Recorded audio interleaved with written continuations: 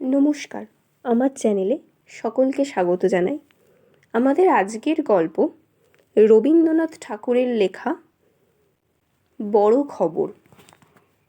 কুশ্মী বললে, তুমি যে বললে এখানকার কালের বড় বড় সব খবর তুমি আমাকে শোনাবে, নইলে আমার শিক্ষা হবে কীরকম করে দাদামশাই? দাদামশাই বললে, বড় খবরের ঝুলি বয়ে বেড়াবে কে বলো? তার মধ্যে যে বিস্তর রাবিশ, সেগুলো বাদ দাও না। বাদ দিলে অল্প একটু বাকি থাকবে, তখন তোমার মনে হবে ছোট খবর, কিন্তু আসলে সেই খাঁটি খবর। আমাকে খাঁটি খবরই দাও, তাই দেব।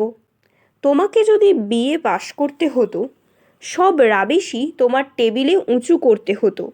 অনেক বাজে কথা, অনেক মিথ্যে কথা টেনে বেড়াতে হতো খাতা বোঝাই করে। কুশ্মী বললে, আচ্ছা দাদামশাই, এখনকার কালের একটা খুব বড় খবর দাও, দেখি খুব ছোট করে, দেখি তোমার কেমন ক্ষমতা। আচ্ছা শোনো। শান্তিতে কাজ চলছিল। মহাজনী নৌকায় ঘোরতর ঝগড়া চলছে পালে আর দাঁড়ে। দাঁড়ের দল ঠকঠক করতে করতে মাঝির বিচার সভায় এসে উপস্থিত। বললে, এ তো আর সহ্য হয় না।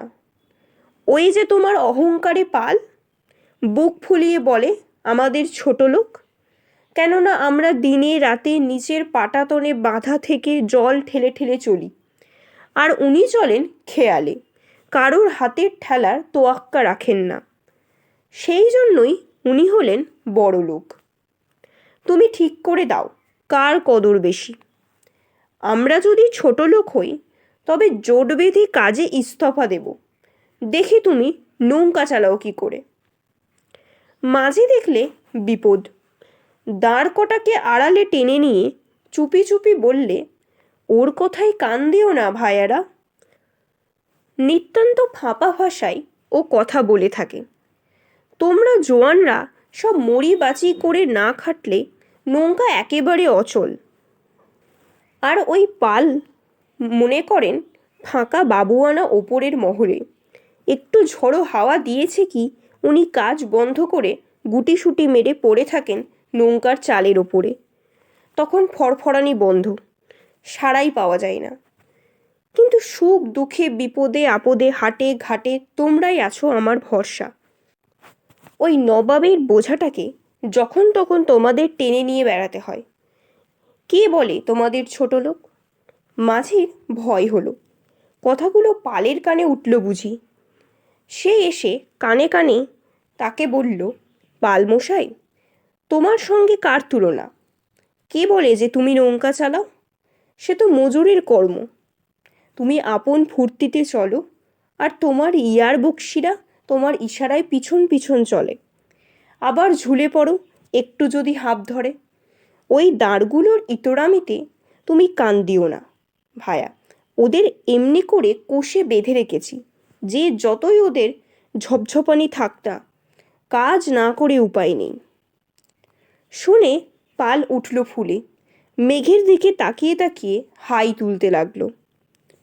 কিন্তু লক্ষণ ভালো নয়।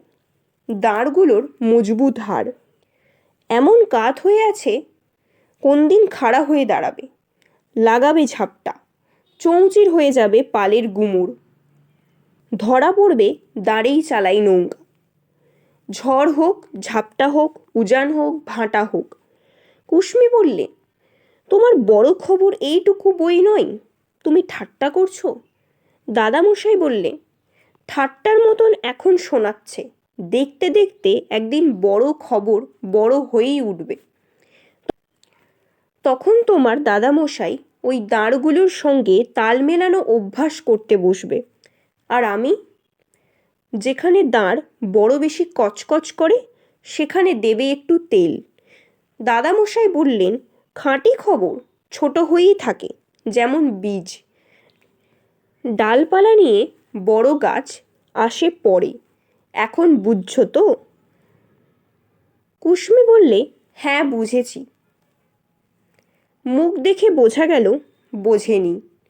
কিন্তু কুশ্মীর একটা গুণ আছে, দাদামশাইয়ের কাছে ও সহজে মানতে চায় না যে ও কিছু বোঝেনি। ওর ইরুমাসির চেয়ে ও বুদ্ধিতে যে কম এ কথাটা চাপা থাকাই ভালো। পালের সঙ্গে দাঁড়ের বুঝি গোপন রেষারেষি, মনে মনে তর্ক করে কার সমাদর বেশি। দাঁড় ভাবে যে 5-6খানা গোলাম তাহার পাছে, একলা কেবল বুড়ো মাঝি পালের তথ্যে আছে। পাল ভাবে যে জলের সঙ্গে দাঁড়ের নিত্য বৈরী, বাতাসকে তো বক্ষে নিতে আমিই সদা তৈরি। আমার খাতির মিতার সঙ্গে ভালোবাসার জোরে, ওরা মরে ঝেঁকে ঝেঁকে শুধু লড়াই করে। উঠে পড়ে পরের খেয়ে তারা, আমি চলি আকাশ থেকে যখনই পাই সাড়া। আমাদের আজকের গল্প এই পর্যন্তই। গল্পটি কেমন লাগলো তোমরা অবশ্যই কমেন্টে জানিও। ভিডিওটিকে শেয়ার করে দিও, লাইক করে দিও, চ্যানেলটিকে সাবস্ক্রাইব করে দিও। পরের দিন আবার একটা নতুন গল্প নিয়ে দেখা হবে।